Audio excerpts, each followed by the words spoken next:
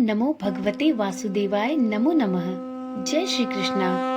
आप सभी को सनातन धर्मसार चैनल की तरफ से कार्तिक मास की अत्यंत हार्दिक शुभकामनाएं। आज की वीडियो में हम सभी कार्तिक मास महात्म्य की कथा के 25वें अध्याय का श्रवण करेंगे। तो चलिए देर न करते हुए श्री विष्णु भगवान का हृदय से मनन करते हुए इस पुण्यदायी कथा का प्रारंभ करते हैं। सुना प्रश्न ऋषियों का और बोले सूत जी ज्ञानी। 25वें अध्याय में सुनो श्री हरि की वाणी। 24वें कथा के पश्चात 25वें कथा अध्याय में धर्मदत्त जी के कथन का वर्णन सुनिए। तीर्थ में दान और व्रत आदि सत्कर्म करने से मनुष्य के पाप नष्ट हो जाते हैं, परंतु तू तो प्रेत के शरीर में है, अतः उन कर्मों को करने की अधिकारिणी नहीं है। इसलिए मैंने जन्म से लेकर अब तक जो कार्तिक का व्रत किया है उसके पुण्य का आधा भाग मैं तुझे देता हूँ, तू उसी से सद्गति को प्राप्त हो जा। इस प्रकार कहकर धर्मदत्त ने द्वादशाक्षर मंत्र का श्रवण कराते हुए तुलसी मिश्रित जल से ज्यों ही उसका अभिषेक किया, त्यों ही वह प्रेत योनि से मुक्त हो प्रज्वलित अग्निशिखा के समान तेजस्विनी एवं दिव्य रूप धारणी देवी हो गई और सौंदर्य में लक्ष्मी जी की समानता करने लगी। तदंतर उसने भूमि पर दंड की भांति गिरकर ब्राह्मण देवता को प्रणाम किया और हर्षित होकर गदगद वाणी में कहा, हे द्विजश्रेष्ठ, आपके प्रसाद से आज मैं इस नरक से छुटकारा पा गई। मैं तो पाप के समुद्र में डूब रही थी और आप मेरे लिए नौका के समान हो गए। वह इस प्रकार ब्राह्मण से कह रही थी कि आकाश से एक दिव्य विमान उतरता दिखाई दिया। वह अत्यंत प्रकाशमान एवं विष्णु रूपधारी पार्षदों से युक्त था।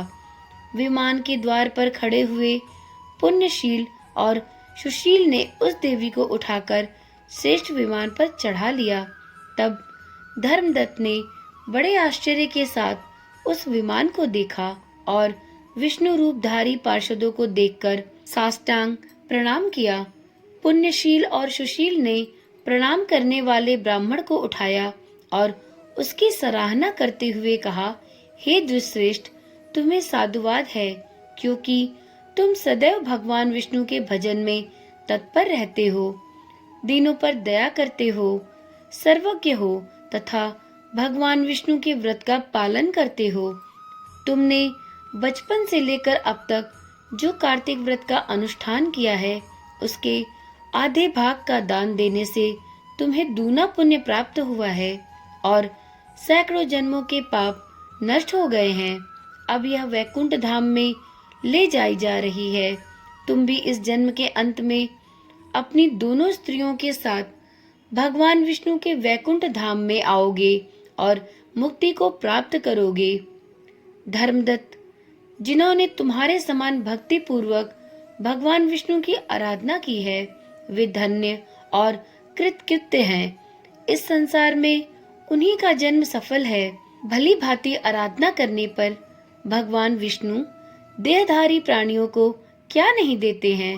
उन्होंने ही उत्तानपाद के पुत्र को पूर्व काल में ध्रुवपद पर स्थापित किया था।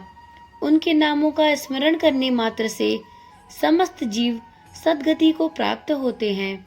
पूर्व काल में ग्रहग्रस्त गजराज उन्हीं के नामों का स्मरण करने से मुक्त हुआ था। तुमने जन्म से लेकर जो भगवान विष्णु को संतुष्ट करने वाले कार्तिक व्रत का अनुष्ठान किया है, उससे बढ़कर न यज्ञ है, न दान और न ही तीर्थ है। हे विप्रवर, तुम धन्य हो, क्योंकि तुमने जगत गुरु भगवान विष्णु को प्रसन्न करने वाला कार्तिक का व्रत किया है, जिसके आधे भाग के फल को पाकर यह स्त्री हमारे साथ भगवान लोक में जा रही है। कार्तिक मास महात्म्य कथा का 25वां अध्याय संपूर्ण हुआ। तो एक बार प्रेम से बोलिए, श्री विष्णु भगवान की जय, श्री गिरधर गोपाल की जय। वीडियो में सुनाई गई कथा यदि आपको रुचिकर लगी हो तो वीडियो को लाइक करें और इसके आगे की कथा सुनने के लिए इस चैनल को भी सब्सक्राइब करें, क्योंकि इस चैनल के माध्यम से कार्तिक मास में प्रतिदिन शाम को 7 बजे कार्तिक मास महात्म की कथाओं का श्रवण कराया जा रहा है। तो चलिए कल मिलते हैं अगले अध्याय के साथ। ओम नमः शिवाय। जय श्री कृष्णा। राधे राधे।